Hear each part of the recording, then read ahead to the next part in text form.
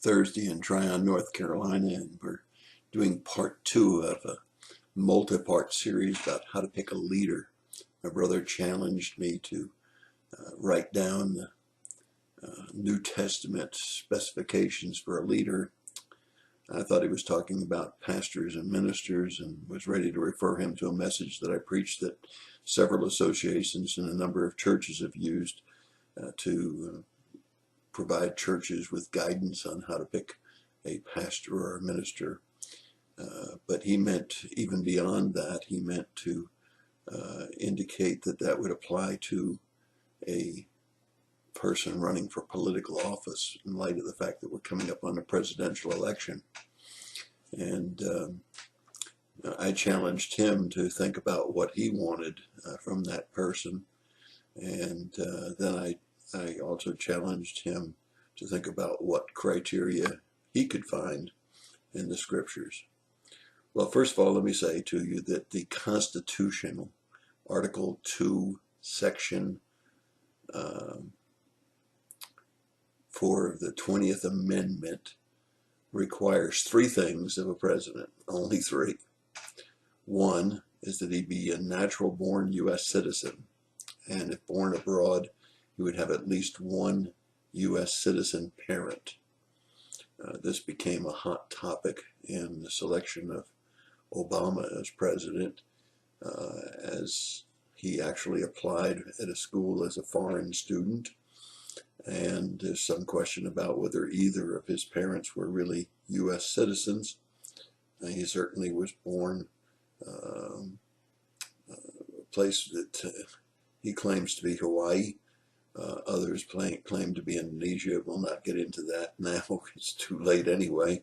But that's the first requirement, a natural-born U.S. citizen with a little bit of haze around that. As you know, when Cruz was nominated to run in the Republican Party as a possible presidential candidate, being born in Canada. Second criteria is 35 years of age. Now, you ask yourself, why did our Constitution set an age of 35 years of age? Why not a 21-year-old, somebody who's legal age? Well, I believe that the writers of the 20th Amendment to the Constitution felt that somebody under 35 did not have the maturity, had not experienced enough of life or been exposed to enough of world affairs to be a good president. In case you're curious, JFK was our youngest president, being elected at 43 years of age, still 8 years over the minimum requirement. And you may wonder what the oldest president elected was, and that was Reagan. He was 77 when he was elected. And the requirement for senators is 30 years of age, not 35. And for House of Representatives, 25 years of age. So I guess you don't have to be as mature and experienced to be a House of Representatives or a senator as you do to be a president. Anyway, that's the second requirement by the Constitution, the 20th Amendment. And the third one is they must have lived in the United States for 14 years. Once again, when the amendment was written, it was written a little too vague, because now there's some argument of whether they have to be 14 contiguous years, that is 14 continual years, or the most recent 14 years, or whether they can be cumulative of 14 years. Certainly some debates may come up over that sometime or another with a person running for office, but in any case, those are the only 3. God certainly seems to have a lot more criteria for who should a leader be, and maybe those that set the 20th Amendment in place should have taken a hard look. And I shared with you on my last devotion, there are 3 places in Scripture that you need to look for what God lays down as a leader, which would be a pastor, a bishop, a deacon, an elder. And I will try not to duplicate here. In Titus chapter 1, verses 5 through 9, and then I'll tell you where it also appears in 1 Timothy 3. But both books say that the person in leadership should be above reproach. Above reproach. Both books call for him to be, or her to be, the mate of one person.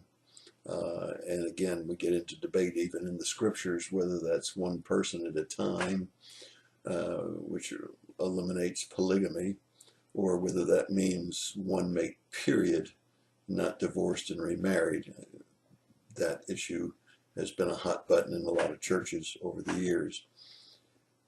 The next is, and that's in both books, but both, then in Titus it says that their children would be believers, indicating that they'd been taught well at home, that they'd be good stewards of God. That is, that they would be wise and prudent in the resources of God. In both books, it says they're not to be addicted to alcohol. That's a pretty important thing because obviously people don't function as well under the influence of alcohol. Both books say not a person addicted to alcohol.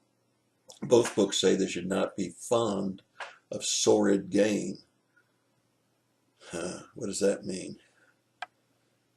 That money is everything to them, that it's a driving force in their lives, and you'll have to draw your own conclusions as we look at other criteria for the candidates.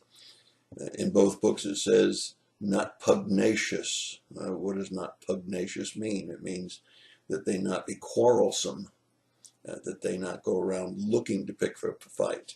That doesn't mean they can't defend themselves, but it means they don't go around looking to pick a fight. They should be hospitable. They should love good. They should be sensible. They should be just, that is fair.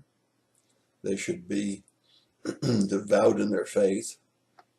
They should be self-controlled.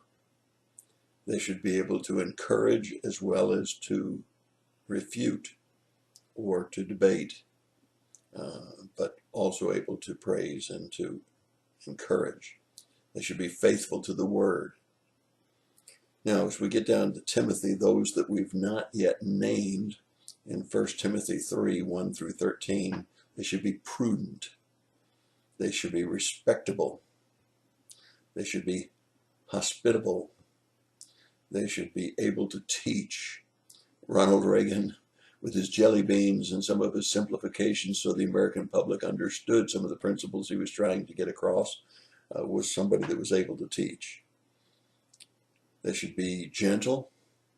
They should be peaceable.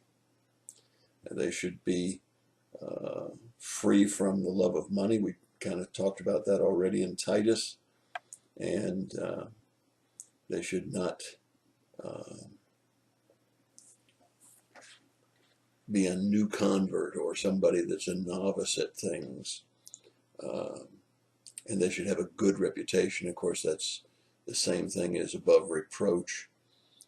Tested and not gossips, and faithful. Those come from Titus 1 and from 1 Timothy 3.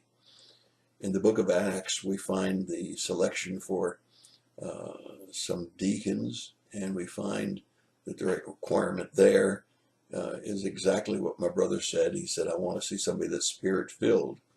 And one of the things that they were looking for when they were looking for those elders in the book of Acts, Acts chapter 6, verses 4 and 5, and verses 1 through 3, actually all the way 1 through 5. These deacons should be good reputation, full of the Spirit, full of wisdom. And then as they talked about bringing these people on as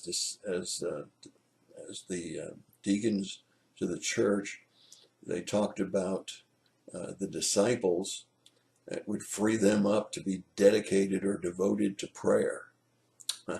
It's a pretty good requirement, isn't it, with the kind of message that we have in the world today, that a person be a person of prayer and full of faith. There's one other thing that I noticed as I looked at Acts. I noticed that they were to be people that were going to serve tables. The deacons were to be ones that would serve tables. That means they'd be a servant of the people. Boy, I wonder how long it's been since a politician really considered being a servant of the people.